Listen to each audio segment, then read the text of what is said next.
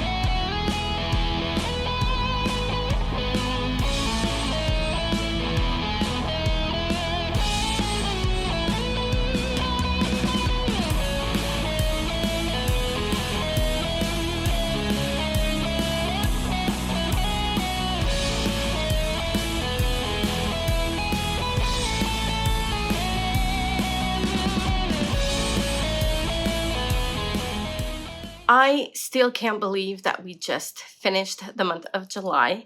It's wild how time goes so fast. I know it does every time that it happens every year. I feel like it's going really, really fast. I know it's gonna happen. I'm still always so surprised how fast it goes. Anyways, if you've been watching me for a while, you know that the months of June are very hectic and chaotic for me. So in the month of May, we have my birthday, my son's birthday, Mother's Day, cheerleading tryouts. I had some students that were performing during the evenings, all of which is my fault because I insisted on doing that stuff.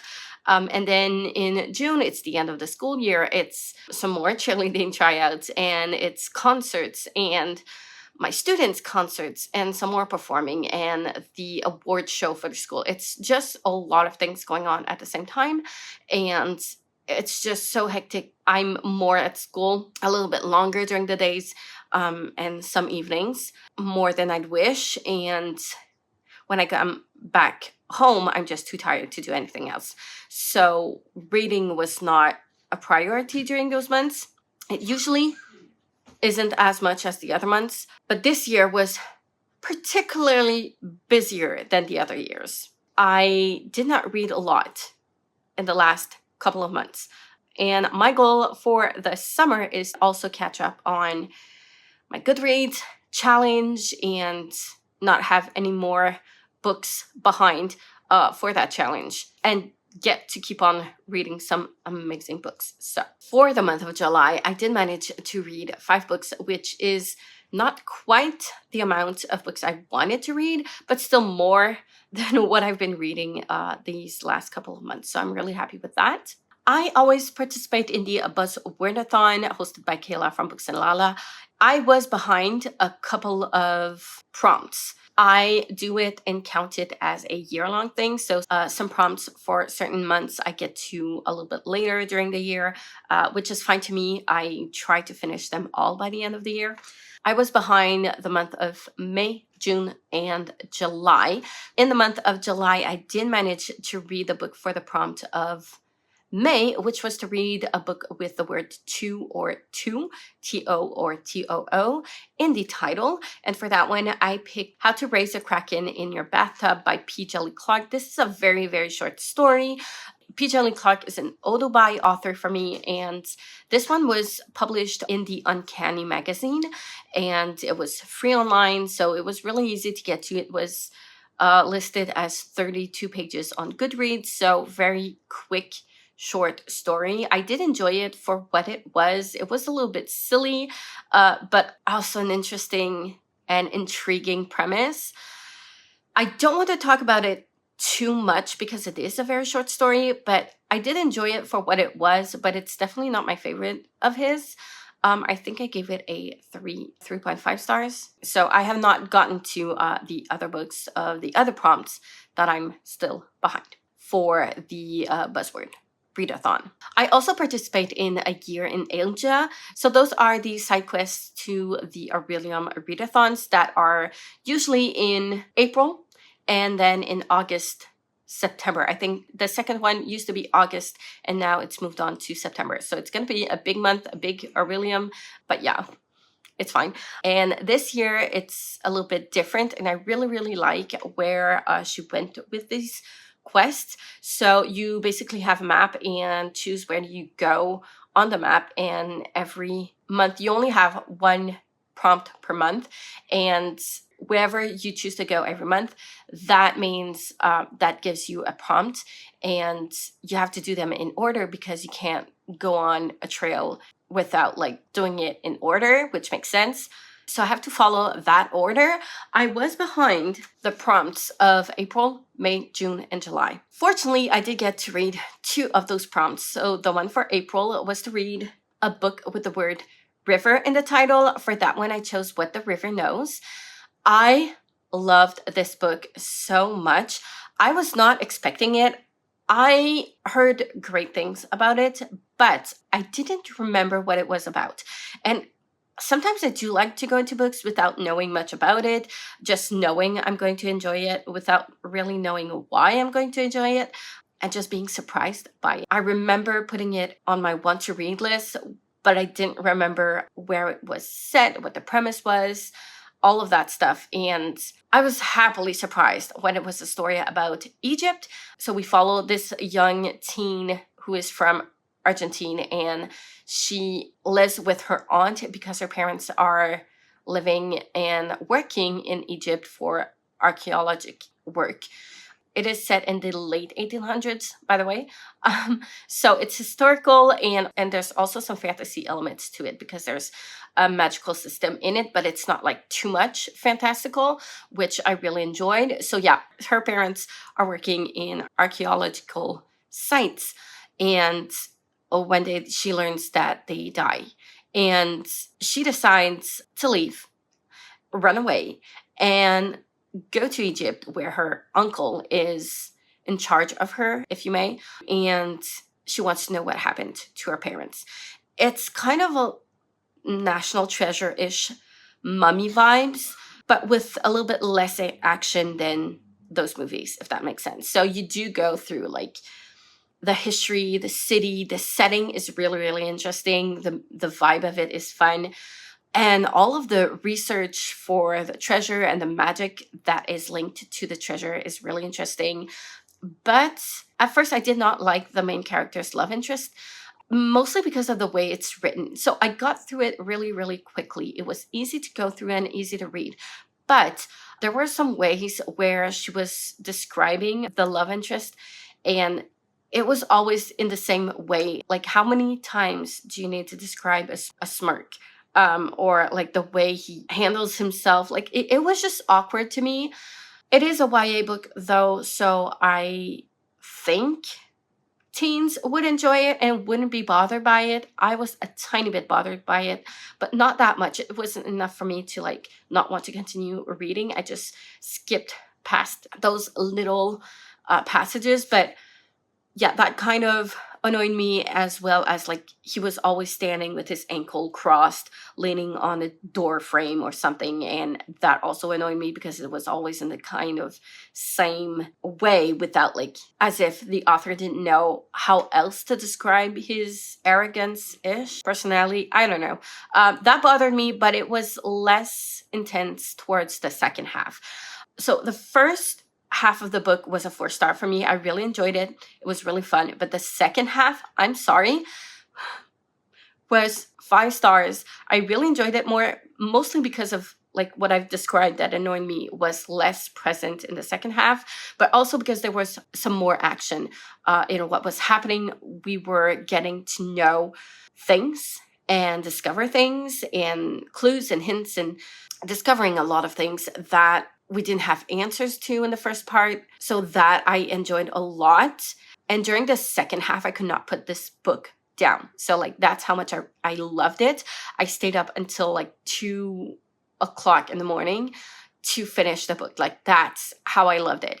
And the story and the plot is quite predictable, but it didn't really bother me. I don't mind predictability when it's done well. Sometimes it is annoying and boring, but other times it doesn't really bother me. I like to predict. I always do that. My mom used to do that all the time with movies, and I was always trying to outsmart my mom and try to find out and predict what is going to happen next first before her. So that was always something I did because of my mom, and I'm just used to it. I do it like unintentionally, but it doesn't bother me when I'm right, if that makes sense. If it's well done, I'm not bothered by it or annoyed. So that was the way it was for this book. I was surprised by the last 2-page epilogue though, and I'm really, really mad with that, how that ended. And now I need to buy book number 2 because I can't wait. What? Yeah. So really happily surprised with this book. Because of the slower first part, I did end up giving it a 4.5 stars, but I really loved it. Strongly recommend, especially if you're interested in Egyptian culture and the history of what happened in Egypt with the English, all that. And so yeah, very, very interesting. And then I got to read the book for the prompt of May, which was to read a book from a series that has more than 3 books in it.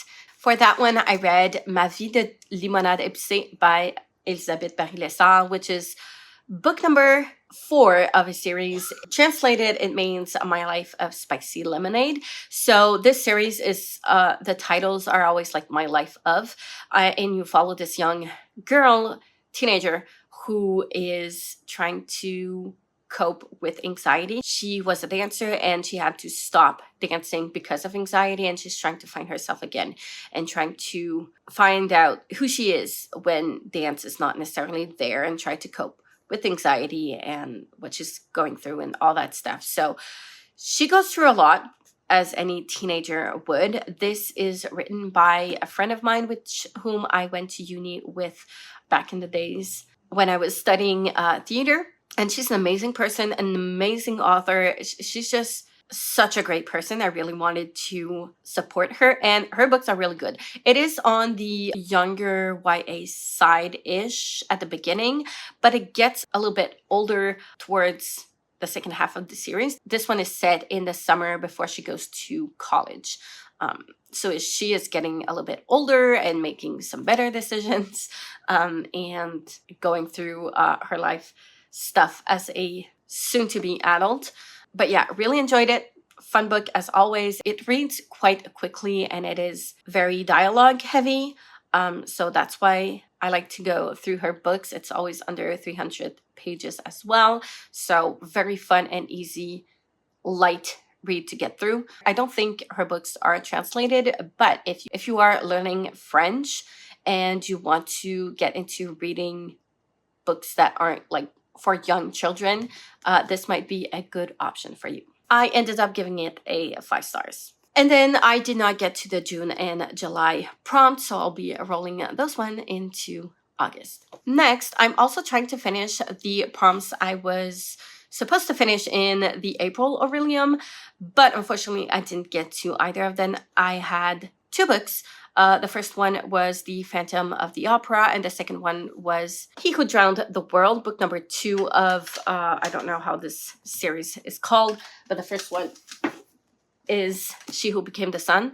This one I did read, but I wanted to reread before I get to this one. Unfortunately, I didn't get to either of these 3 books, but I'm going to make it a priority to finish them in August because I need to finish them before Aurelium in September. Next, I'm also getting myself through the Elderling Realm books by Robin Hobbs. So there's 4 trilogies, 1 series of 4 books. I think there's 16 books in total. And now I was on Matship and I did finish it last month. So really happy with this. I love Robin Hobb so much. There's no one that can build characters like she does and make you hate characters that much. It's wow, and make them human at the same time. What I really enjoyed most about this one is that we got to go into the Rainwild rivers. I was really excited about that. We got to see like more of that aspect in there. We got to get some answers about the serpents, about the dragons. I'm really happy with it. I don't want to spoil it too much. If you're not too familiar with Robin Hobb's books, first trilogy, you follow Fitz, who is a bastard from childhood till he's, I think, 1820-ish. A lot of political stuff in a fantasy world, what you would normally expect in a fantasy world. And it was so good. And every 2 trilogies, you get to follow Fitz. And then the other trilogy, you get to have a POV story. So this is book number 2 of the Live Ship Traders, which is the second trilogy in this universe. And you do follow some newer characters. And there are here some ships that become alive because of the wood that was chosen to build these ships. And they have magical properties with it, and it's just really amazing. It took me a while to get into like the multiple POVs because there are quite a lot of POVs that kind of always add up. I think in this one we had more POVs than in the first one, but it's so good. It's so good. Strongly recommend. It is quite long and big and heavy and on the slower side of things, but it's so necessary in order to get to know our characters and get to feel them as humans, even if they are trash characters. I had a hard time putting it down. I loved it so much. So this is the 5th book technically in order, if you read them in order. And this one was by far my favorite of all, including the books from the previous trilogy, which I really loved. The 3rd one was one of my favorites, but this one is even better. And I can't wait to pick up the next one because that ending, yeah. I am also doing a dedicated vlog for the Grishaverse books by Lee Bardugo. I'm currently on Ruin and Rising. Unfortunately, I did not manage to get to it, so I'll be rolling that one over into the next month. And finally, I've got 1 book left for this wrap-up. I also have some wrap books. As you can see here, those are just a couple of ones. I have some more down on the last shelf of the cart. But every new book that I do get myself physically that I haven't read, that isn't a sequel in a series, I wrap them up and put them in my cart. And every month my son picks one up.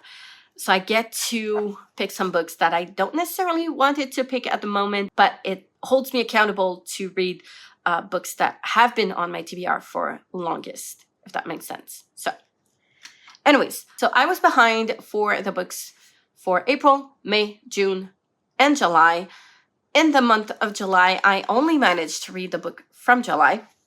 And I'm not making myself like read them in order. I just pick up whatever because I have a lot of rules to follow regarding other readathons, so I'm just giving myself a little bit of space to choose from those books. But I did choose the book from July, which was Dans une galaxie près de chez vous. And if you have not seen my previous videos where I'm talking about it, This is a TV series that I watched when I was a teen. It is from here in Quebec. It has not been translated. I don't think so.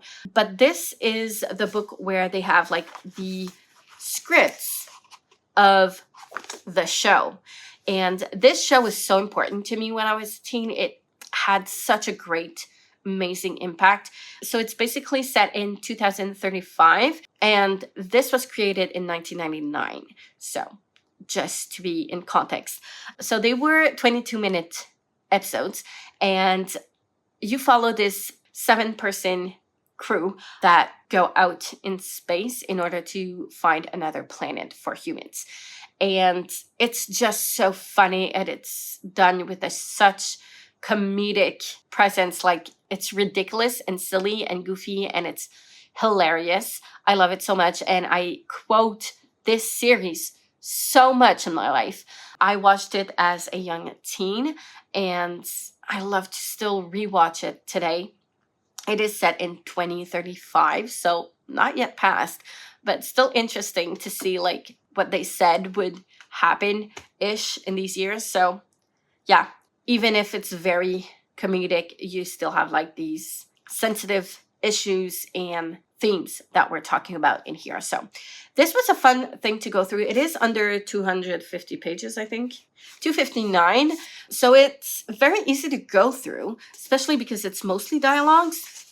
So you have synopsis here, the chorus, characters, and then you've got like the scenes and all that. And then you have all of the dialogues and what's happening and what they're doing. But since I know these episodes by heart, I didn't go through it as quickly as I thought I would, because I kept reading them as the characters and the actors were actually saying them in the same way. And sometimes it was not exactly as I remembered it to be said.